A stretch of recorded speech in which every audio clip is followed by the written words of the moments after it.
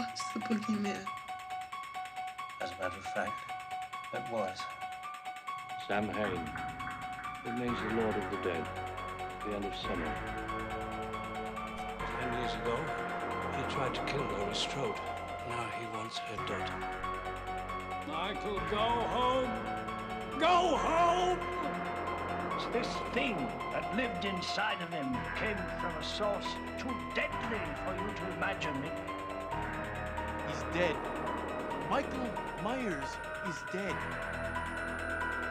I knew it'd come from me sooner or later. What took you so long? These are the eyes. The psychopath. Michael Myers is fucking dead! D-E-A-D! Do you know that I pray every night that he would escape so I can kill him? Happy Halloween, Michael. What is going on, everyone? I'm almost done with this retrospective review series. We got one more to go after this. This time we're going to discuss Rob Zombie's Halloween 2, the director's cut, just like with my other Rob Zombie review, because that's the one most people see. Now, this is a movie that, when it came out, I had no idea. I saw Rob Zombie's Halloween 1 at the theater. I had no idea that this movie existed until I bought the Blu-ray, Shout Factory pack in 2017. And then that was the first time I watched this movie. Maybe I knew it came out, but I have no recollection of ever knowing this movie existed. So I just wasn't in the horror community back then. Yeah, I was always a horror fan, but I was never on, pages with, horror groups and shit. And I just wasn't paying attention in 2009 when this came out. I had no idea this movie existed until, like I said, 2017. And when I watched this movie, and I reviewed it back when I first started my channel in 2018, I hated this movie. Now, I've seen it a couple of times since. I've seen the commentary twice now, and I've listened to a lot of other people defend it. I've listened to their reasons on why this movie's great and I'm wrong. And while I see some of their points, there's just some things in this movie no matter what they say, I can't forgive. And while I don't hate it anymore, I'll say that, I still don't like this movie. I don't hate it like I used to. I used to be like, fuck this movie when I first watched it. It just was not what I was expecting. It was way too different, and I just didn't like that. But now I can appreciate that he was trying something different. But at the same time, he did some things that I just do not like. There were some decisions here that just really hold back my love for this movie. I just can't get on board with it like a lot of people now. It seems to be getting a cult following. There's a lot more people coming out and saying that they actually like this movie. It's in a lot of people's top 5s now, but maybe for the most part it's still hated by most people. This one has a 4.8, I think, on IMDb, so that's like the second lowest rating. That's like with Halloween 6.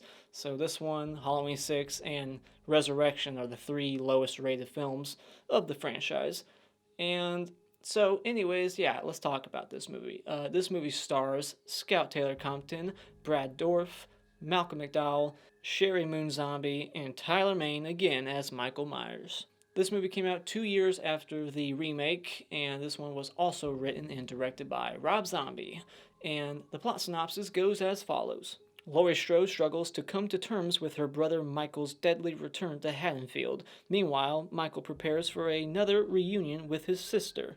So with that out of the way, let's get into the movie. This will be a spoiler discussion like every other retrospective I've done so far. So, this movie starts with a quote just like Rob Zombie's Halloween 1, and right away we can see that Rob Zombie is not good at being subtle. Instead of just introducing the white horse and having the audience just kind of figure out what it might mean, what it's symbolic of, why is it here, he just spells it out for you right in the opening. Here's what it is, and here's what to take from it. And I do not like the white horse. A lot of people, I think, would agree with me. Even people that I hear defend this movie, the one thing they say, like, yeah, I don't care about that, they always say it's the white horse they don't like. And I don't like it either. To me, it's here for a few reasons, and I could be wrong, but to me, it's either here for A, just to get his wife back into the movie, even though she could have just been in flashbacks like we see in the opening here. She goes back to Smith's Grove, it's a flashback to part 1, some session that we didn't see between them, and It's a brand new kid playing Michael Myers, and he's just not good. I don't like his acting. Like, he's just very wooden. So I didn't like that. I don't like recasting.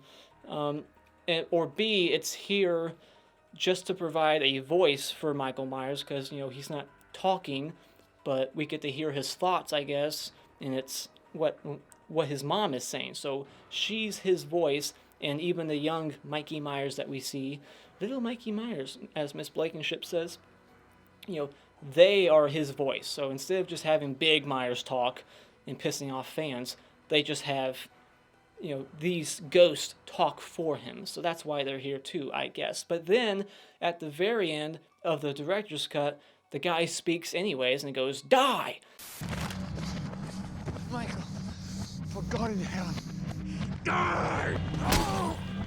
So that shows us that he's been able to speak this whole time, he just chose not to. So therefore that reason isn't really necessary. So if that's what he was going for, then why did you make him speak at the very end? And, you know, and C, it's here also to provide yet more explanations and shit that we don't need, like more motivation for why he's killing. Like in the first one, it was, you know, nurture. You know, it's nature versus nurture. You know, what makes a man psycho? In the original, it was just nature. He was just pure evil. There was no explanation. But then he took the nurture route. He was brought up by awful parents in a bad environment. And now in this one, he changes the motivation and why he's so evil to basically, it's no longer about just how he was brought up. It's, oh, well, his ghost mom is telling him what to do. So he's not killing anymore because he was picked on and bullied all the time. He's killing people now because there's ghosts, his mom and his younger self, telling him where to go. Throughout the movie, they just keep showing up and they're like, "Michael, you need to go home. Go home, Michael. You know, go here and then go to the strip club. Kill these people. You know, you need to kill these people." Like, no, we don't need all this crap. It's not necessary. We don't need to know exactly what Myers is thinking all the time, how he ticks, and why now? Why not? Like, so are we to assume that he's always been seeing this crap even in the first movie, but we as the audience just didn't get to see that until now? What kind of, is this the first time he's seen his mom? And what triggered it? Because, I don't know, like, is it the bullet to the head? I mean, he got shot right in the face, and he's still alive. They don't even explain it. So it's like, oh, finally. So that's the one thing that Rob Zombie doesn't explain, is how he's still alive. But he'll explain everything else. I like seeing Stretch in here from Texas Chainsaw Massacre 2, but I thought it was a missed opportunity not to have her get killed in the movie. She just walks off and gets to live. What's up with that? And you got Octavia Spencer, who would later be in Ma. Welcome to Ma's. Don't make me drink alone. She's a great actress, and her death in this movie is brutal. It's the most vicious death in the movie, and it's the most vicious Myers to date.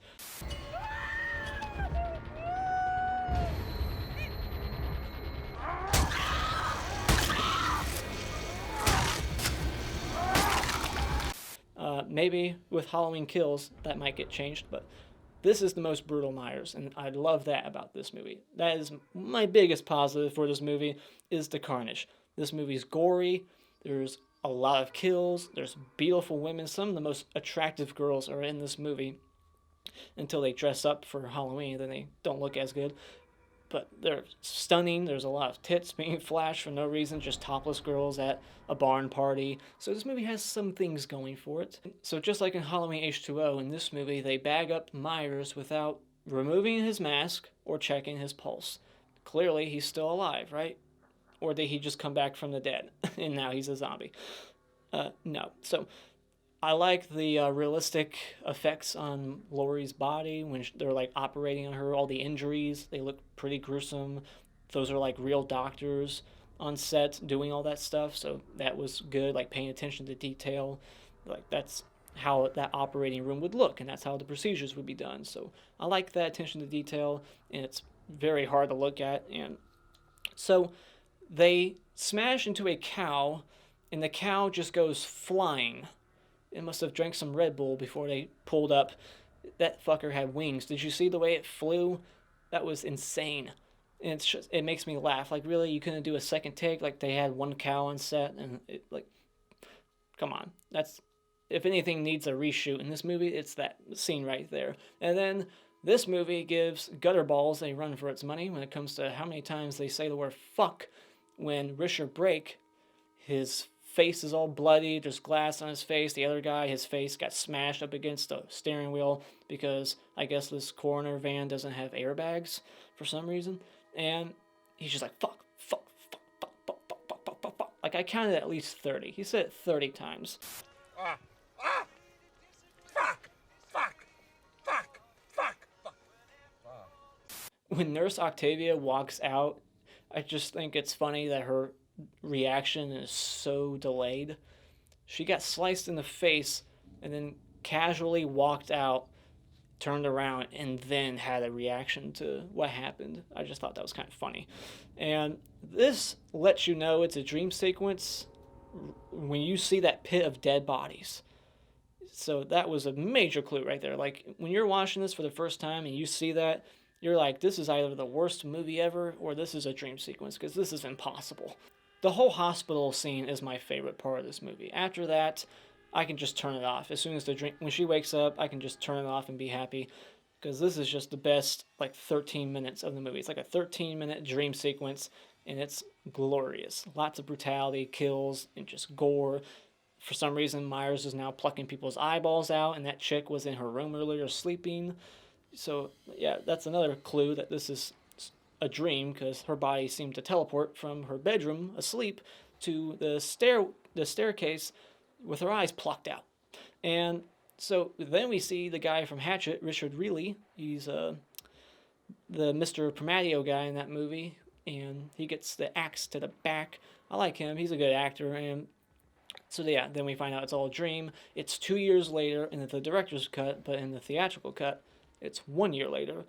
And that doesn't work later on when you hear the line, the cops, like, or somebody says, like, just do what you did last year and park in front of my house and protect Annie. But if it was 1 year later, that wouldn't make sense, that line. So it has to be 2 years later now because of that line. I love that Myers grunts in this movie too. When he's stabbing people and he's throwing them up against the wall and shit, like, you can hear him grunting the whole time. And I like that. So some people might not like that, but I really like that addition to the character now. I will say that this movie has quite a few good visuals in it. It's shot well. There's one shot I question, and it's just like the hole in the wall, like we're looking through a hole or something. Like, Rob Zombie likes to, like, put the camera behind shit and, like, have something obstructing the view. We're, like, looking past something or through a hole in something. It's just a weird shot during that one scene. But there's a lot of good shots in here, so I'll give it that. Like, when he's in the, like, that cornfield or wherever he's at, the tall grassy field, and you just see, like, the headlights and stuff like that, the backlighting. There's a lot of backlighting in this movie, and it looks good. The format's changed. It's no longer like a widescreen. It's more like 16 millimeter. It's like full frame now, fits the whole screen, and that's like Rob Zombie's preferred look. He would have done that for the original, but I think he was kind of, told he had to do the original John Carpenter, like, widescreen look. So, and, it's kind of a jarring transition from the other movie to this one because of that. It goes from, like, that one look to this grittier, nastier kind of look. It's just more grainy, but still some good shots in here. And I do not like Laurie Strode in this movie. I get why she's upset, but that's no reason to be a CU next Tuesday. She is a fucking bitch in this movie. And she also gives Gutterballs a run for its money because she's saying fuck more than Richard Brake earlier. Every other word out of her mouth is fuck, fucker, fucking, every form of it. Like, just fuck, fuck, fuck, fuck, fuck, and then cunt every now and then. It's just like, it's the opening 10 minutes of the other movie dialed to 1,000. It's just every other fucking word. One fucking day at a time. You know what? If I hear that fucking phrase one more fucking time, I mean, she just fucking sits there in her fucking leather chair and judges me like she's fucking God. It's her job, Laurie. I also find that this change in her is just too drastic. It's just a little forced. I don't see how 30 minutes of being chased is going to make you change the way you do everything in life and see everything, and like the way you dress and your taste in music. Like, she changed completely. She's no longer the same person. She's got a poster of Charles Manson on her bedroom wall. Like, she worships the dude. This whole movie is like a double-edged sword to me, because there's so many things where I'm like, I like that, but I also don't like it. Like, I like that she's going to therapy and we're seeing the aftermath of what happened after part 1. We finally get to see what their lives would be like afterwards, how it would affect them, and I like seeing Margot Kidder from Black Christmas in this movie as the therapist, but it's the dialogue in their sessions that I don't care for. And that like Rorschach painting is clearly a white horse, and like Margot's like not seeing it herself. It's like, dude, the first thing you should see is the image of 2 white horses on it. And that's just a convenience, too, when you think about it. It's like, oh, so Myers is seeing white horses, and the one painting in this chick's office is clearly 2 white horses. That's just a little coincidence, don't you think? So in this movie, Myers is a hobo. He has a big-ass long beard and long hair that would be very uncomfortable to be wearing a mask over that crap. And you would see the hair beneath the mask, but you really don't. And he's got a whole new outfit on now. He's got a very rugged, just torn up winter coat in this one. I'm not crazy about the look of Myers overall. The mask is relatively the same. I still like the mask. I don't like it when it's torn open. But yeah, I mean, it's got like the bullet hole there. So I guess what? She grazed his cheek. She just shot him right in the cheek. How can you miss? She was right in front of him. How can you miss that close? Look at Are this. we analyzing it? No, it's the wrong photograph. I mean, this is old Loomis. This is new. So in this movie, we get a whole new Loomis with a mustache this time. He's a new man, new facial hair, and he's a dick. That's another thing I don't really care for in this movie. You took one of the most iconic characters of all time, and now you're making him this douchebag, calling women like lesbians, I think, and making fun of them and saying you're gonna beat the shit out of them if they keep giving you opinions you don't agree with, and go get me some tea, woman. And just, he's such a fucking dreadful person in this movie. And it's just, again, a drastic change to me from where he was in the first one. Like, I don't think he was this egotistical in the first one. Like, yeah, he was selling a book, but he wasn't like this in the first one. I don't know, it just seems too much. It's all too much. I do like the scene with the rednecks, though. You got that one famous actor, Mark Boone Jr., and he gets killed with the antlers like Linnea Quigley in Silent Night, Deadly Night. And I feel really bad for this chick. She was actually standing up for Myers, telling him to stop beating him. You're gonna kill him. And then he just puts the mask on and fucking just goes to town on her, stabbing her. And the way that scene's lit and the way it looks, very good. Very well shot, like I said. So this movie has some good things going for it, but overall, just too many things that I don't like. For instance, when he's eating the dog, we see that he is connected to Laurie, I guess. She can taste what he's tasting. It's a callback to the original. He got hungry. He ate a dog. So now we actually get to see him eat a dog in this one. And Laurie's throwing up. And the way it's all edited together, you can surmise that she is tasting what he's tasting. And that's why she's puking, right? That's what we're led to believe. So they're psychically linked. Like, can she see what he sees? Obviously, later on, when they're in the barn. And I don't like that aspect of the movie. It doesn't make sense. Why is this happening? Now it's supernatural. The first one was not supernatural at all. Now it is. There's no way that these two people would be seeing the same shit. And her tasting what he's tasting miles away. I don't like this crap. I just take it out. Another thing you can take out of this movie is all this weird, trippy imagery. These, fantasies or dream sequences, whatever they're supposed to be. Myers is thinking about a bunch of Pumpkinhead people having dinner at a snowy dinner table. It's just snowing all of a sudden. And this is all just here for visual sake. There's no meaning to it at all. I can't decipher what the fuck it means. Besides, hey, look, this looks kind of cool and trippy. This is what Myers thinks about. And then you got more of that later on with Laurie when she's dreaming about murdering Annie, and she's somehow recreating the events in part 1 that she never witnessed, and she hasn't read that book yet in the movie. So she's dreaming of murders exactly how they happened, murders that she was not there for. She did not witness Forsyth getting his throat slit like that. And I remember hearing that this was like on set, like last minute, like, oh, let's do this real quick. This will be cool. And that's the problem with this movie. It's just, it feels like that. It feels like a lot of shit was just done for the fuck of it. Like, this will look cool, or this might be interesting. Let's just throw this in. You know who else did that? The director of Halloween 5, and that's why that movie's also just terrible. Because it was just like, let's do this. Let's throw this in here, even though it doesn't really make much sense.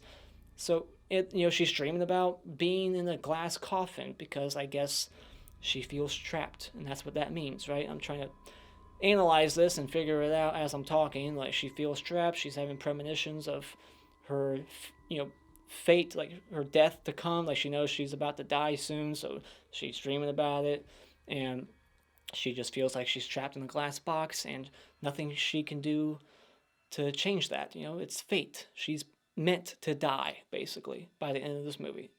And that's tragic, really. When Loomis is doing the TV interview in front of the Myers house, is that the same house? Because I know this film, it doesn't really look like it that much. Kind of, but I'm not sure. I know this movie was primarily shot in Georgia, whereas the other one was shot in Pasadena. So was that the same Myers house? Did they recreate it? It looked somewhat similar, but it looked a little off. Was that the same house from the first one? It looked like it might have been, but maybe not. Fuck, you know what? Fuck you and fuck this! I'm tired of your, how are you, Laurie? I'm so concerned at $100 an hour. Another problem I have with this movie, I kind of talked about it a little bit already, is just that Laurie is so unsympathetic to me. Like, I said it earlier, I get why she's upset, blah, blah, blah. You would be, I guess, 2 years later, the body was never found.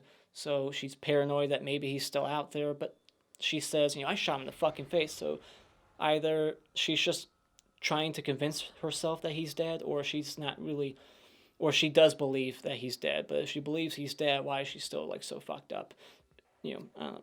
Because the body's missing, so she has no closure. All right, but the dialogue, everything she's saying, the way she's constantly yelling, she's just unsympathetic to me. I can't stand her, especially the way she treats Annie, who's done fucking nothing to her. Like, she's just a reminder. She keeps reminding me of that night. Well, then just fucking leave. Say this to her and then leave. If it was disturbing you that much, seeing her face, then you should do something about it and just fucking leave. So don't blame her. It's your fault. Just move on. Leave. Quit taking your anger and frustration out on these poor souls that are doing nothing but taking care of your sorry ass. I feel no sympathy for Laurie by the end of this movie. I feel sympathy for Annie, who has to keep putting up with her shit. And then Brad Dourif, who's putting a roof over her head, and she's treating his daughter like that. So fuck Laurie. So Daniel Roebuck is in this movie, and his role was actually cut out of the first movie. You kind of see him in a brief moment escorting Mrs. Myers out. He actually gets to play a little bit of a bigger role here in this one as like Frankenstein. And we get this whole scene with him and the other guy, can't afford the new tits, can you loan me some bones, that guy. And why is Myers there? Why is this scene even here? I like it because of the brutality and the kills, the gore, blah, blah, blah. But when you think about it, you start to analyze, why the fuck is he here? Why is Mrs. Myers, I keep calling her that, Deborah, Mommy, whatever I want to call her, Mother, why is she luring Myers there? Why does he feel like he needs to go there and murder these guys for no reason? It's not like they were beating the shit out of him too, like the rednecks, and it's not like they're connected to Laurie in any way, shape, or form. They don't know who Laurie Strode is, so it's like, why is this scene even here besides up in the body count? And I do love that kill, the stomping the head kill.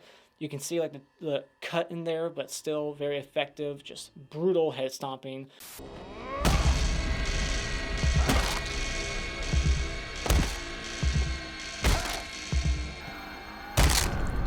I love the way he just slams that stripper's face up against the mirror again and again and again. It's like to the point where it starts to be funny. Oh, and I forgot to say, the strip club, it's called the Rabbit in Red, a callback to Halloween 1. The matches that Loomis picks up next to the mechanic's body. So unlike the original Halloween 2, in this one, what Rob Zombie got right was having the revelation that she's the sister. She figures it out in this movie. So finally, that's something that was missing in Halloween 2, and finally, it's in here. So I'll give him that. And so even when the movie's not constantly yelling fuck, you still get to see the word fuck in the background. One small problem I have with the movie also is just the humor that's being injected here.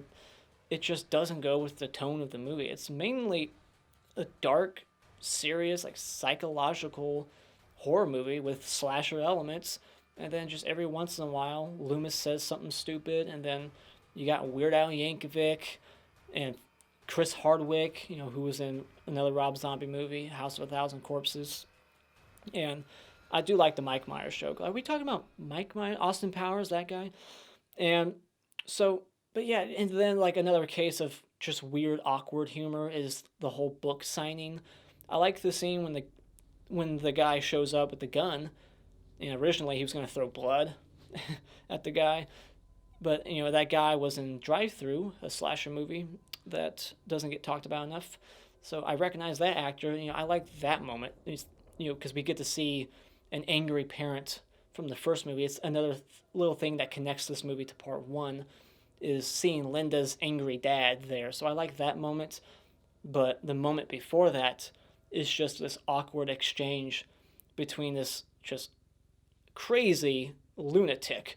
Just like his face just yells, I'm a criminal. Like, if I'm not a criminal yet, I'm about to be. Like, this guy just looks like a madman, and he's just saying crazy shit like, write that out to Chet, with 2 T's, to Chet, the killer, whatever he says. Like, it's just bad dialogue. It's not funny at all. It's just weird. I don't like that.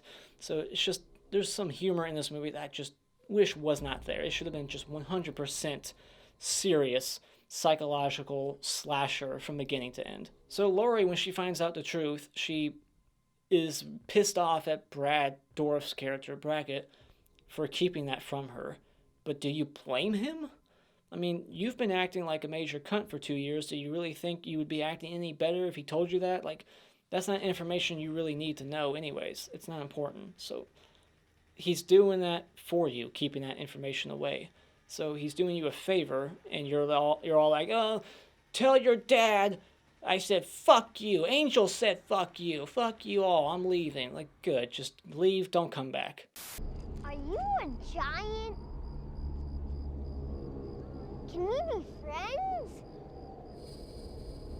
Myers should have killed that little kid in the street. That would have been awesome, and it would have raised this movie a whole point. You are a giant. Do you want to be friends? Said no kid ever. No kid would ever look up to a 6'8" giant and be like, oh, can we be friends? Like, no. I think it's strange that the actor who just got killed at the strip club is now playing another character at the barn dance, telling, again, bad jokes or some bad humor here. So I guess Rob Zombie really likes this actor that he gets to play 2 roles in every movie. Again, another scene with bad humor is the Wolfman cock-blocking himself every time he opens his mouth. He's saying something really idiotic that no one would say. I mean, does this guy, is he, on a mission to not get laid? Because this girl's, all about him, and he's just like, yeah, I get pussy all the time in my van. Get in my van. The chicks really dig it. I just want to talk. Can we just talk? Don't kiss me.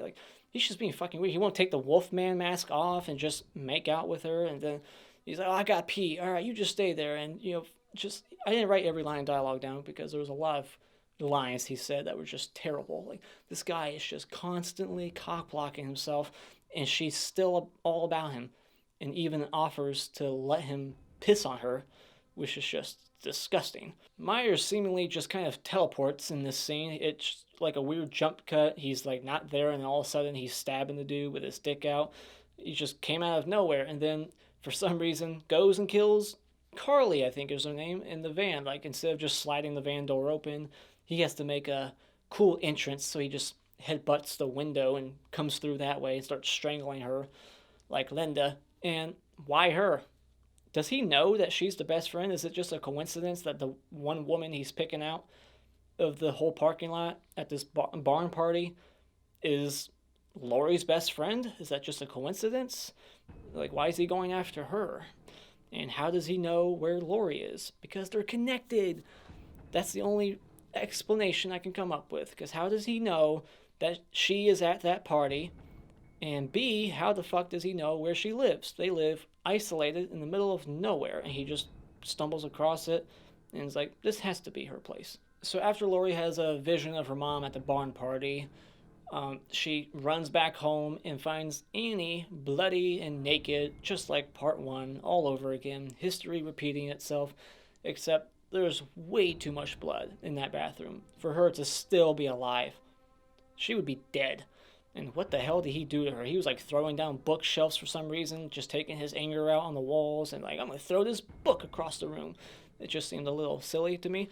But yeah, I like the way that was like done, like how it cuts away and we just like hear the violence and, you know, her like screaming and reacting to the pain, like yelling ow and shit like that, which is something you never hear in a slasher movie, is victims yelling ow as they're being stabbed to death. Oh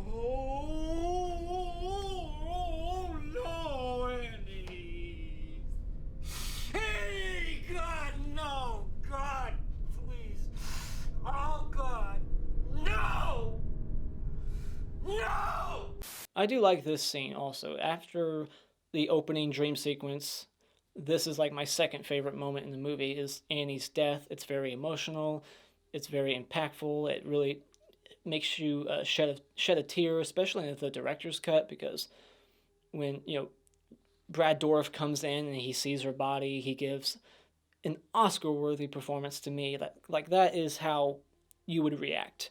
Just denial, anger, and, you know, depression all at once, just like yelling no, like this can't be happening. You fall to your knees and you're just like clenching your fist, hitting yourself, like you're pissed off, like you should have been there.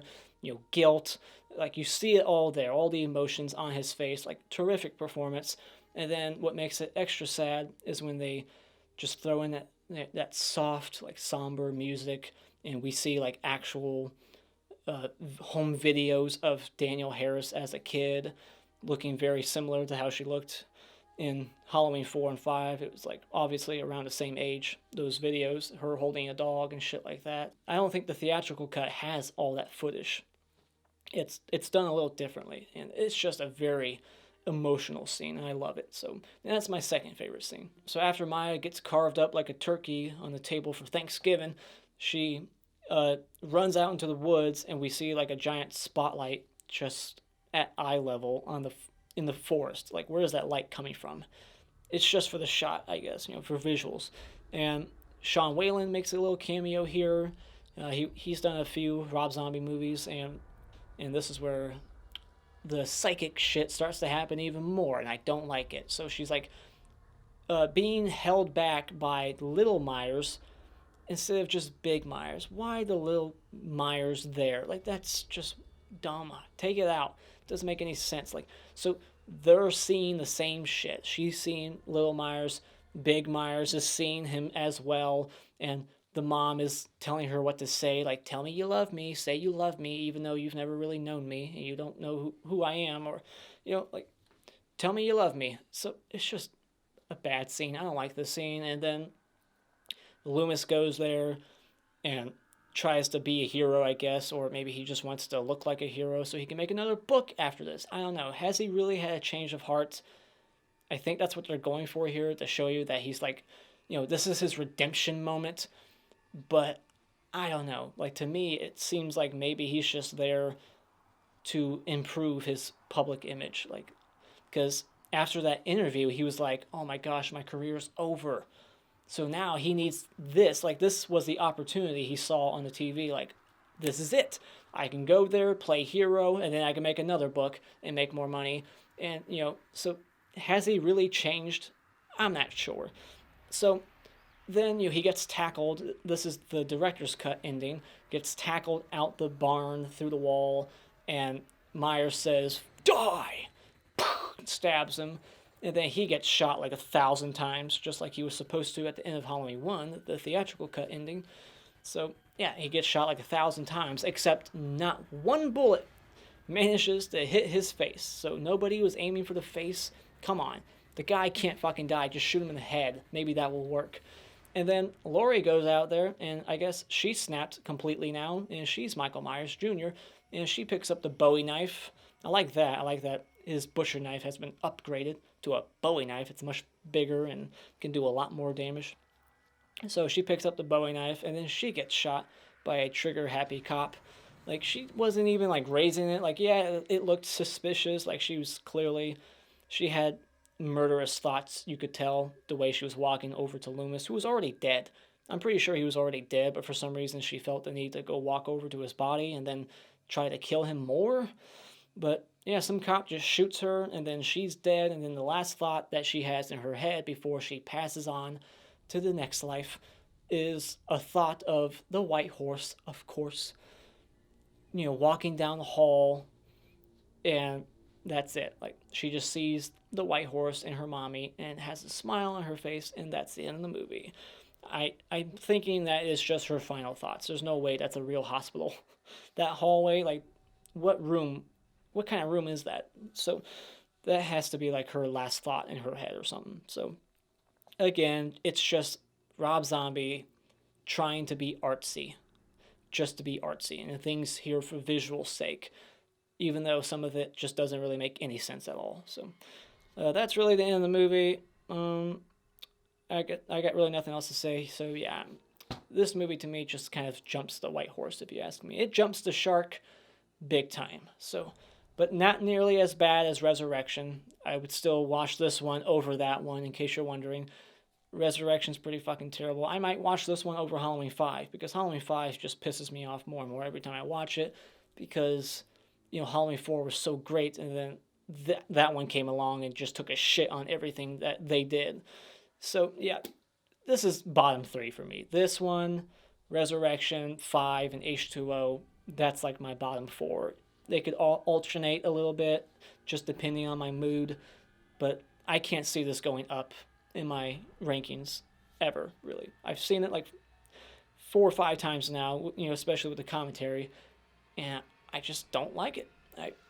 I give it a 2.5 out of 5 at best. It's average, it's well shot, the performances are great, and, you know, the gore, the brutality, the violence, but fuck, just the writing, the dialogue, the characters, just, you know, mainly Laurie and Loomis, just missteps to me. So there you go. That's my little recap there of my final thoughts. So what are your thoughts on this movie? Let me know in the comments below. And as always, if you like what you've seen here, you can hit this like button and become a subscriber today just by clicking on my cartoon face in about 5 seconds. And remember, it's just an opinion. You don't need to get butthurt about it.